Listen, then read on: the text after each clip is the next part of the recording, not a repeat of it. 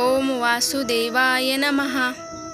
चैत्र माह के शुक्ल पक्ष की एकादशी तिथि को कामदा एकादशी का व्रत रखते हैं।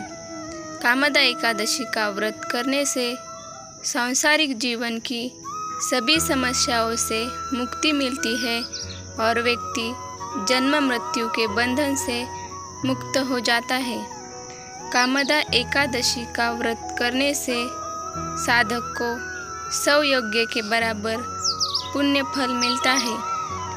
इस व्रत से व्यक्ति की सारी मनोकामना पूर्ण होती है, इसलिए इसे कामदा एकादशी भी कहते हैं।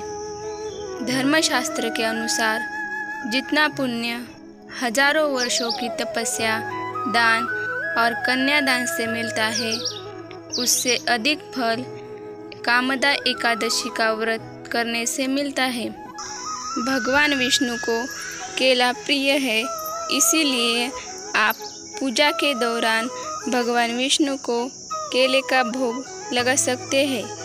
मान्यता है कि भगवान विष्णु को भोग में केला चढ़ाने से कुंडली में गुरु दोष का असर खत्म होता है। कामदा एकादशी के दिन भगवान विष्णु को पंचामृत का भोग जरूर लगाएं। भोग में तुलसी दल को भी शामिल करें। माना जाता है कि तुलसी दल के बिना भगवान भोग स्वीकार नहीं करते। इसके अलावा भोग में आप साबूदाने की खीर और मिठाई भी शामिल कर सकते हैं। भगवान विष्णु को पीले रंग की चीज़ें बहुत ही प्रिय है, इसलिए आप पीले रंग की केसर युक्त कोई भी मिठाई भगवान विष्णु को चढ़ा सकते हैं।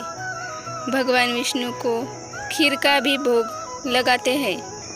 चैत्र माह के शुक्ल पक्ष की एकादशी तिथि 18 अप्रैल को शाम 5:31 पर शुरू होगी और 19 अप्रैल को शाम के समय 8:04 पर समाप्त होगी। एकादशी का व्रत 19 अप्रैल को रखा जाएगा। जिन लोगों ने एकादशी का व्रत रखा है वो उसका पारण 20 अप्रैल शनिवार को सुबह 5:50 से लेकर 8:26 के दौरान कर सकते हैं। कामदा एकादशी के दिन सुबह सूर्योदय से पहले उठकर स्नान करने के बाद स्वच्छ रंग के कपड़े पहने। अगर आपके पास पीले रंग के कपड़े हैं तो वो आप धारण कर सकते हैं। अगर आप व्रत करना चाहते हैं तो हाथ में फूल, अक्षत और जल लेकर व्रत का संकल्प लें। एक लकड़ी की चौकी पर पीला कपड़ा बिछाकर भगवान विष्णु की तस्वीर या प्रतिमा स्थापित करें। भगवान विष्णु की मूर्ति को ओम नमो भगवते वासुदेवाय मंत्र का उच्चारण करते हुए पंचामृत से स्नान कराएं। फिर वस्त्र, चंदन, जनेऊ, गंध, अक्षत, पुष्प, तिल, धूप, दीप, नैवेद्य, पान, नारियल अर्पित करें। उसके बाद कपूर से आरती करें और कामदा एकादशी की कथा का श्रवण करें या वाचन करें।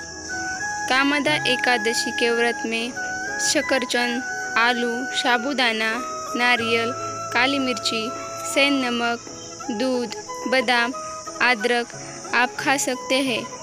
एकादशी का उपवास रखने वालों को दशमी के दिन मांस, लहसुन, प्याज, मसूर की दाल आदि का निषेध करना चाहिए। उसका सेवन नहीं करना चाहिए। मांस, मदिरा या अन्य कोई भी नशीले पदार्थ का भी सेवन नहीं करना चाहिए। प्रत्येक वस्तु प्रभु को भोग लगाकर तथा तुलसी दल छोड़कर ही ग्रहण करें। यह थी आज की जानकारी। अगर आपको वीडियो पसंद आए तो वीडियो को लाइक करें, ज़्यादा से ज़्यादा शेयर करें और सब्सक्राइब ज़रूर करें।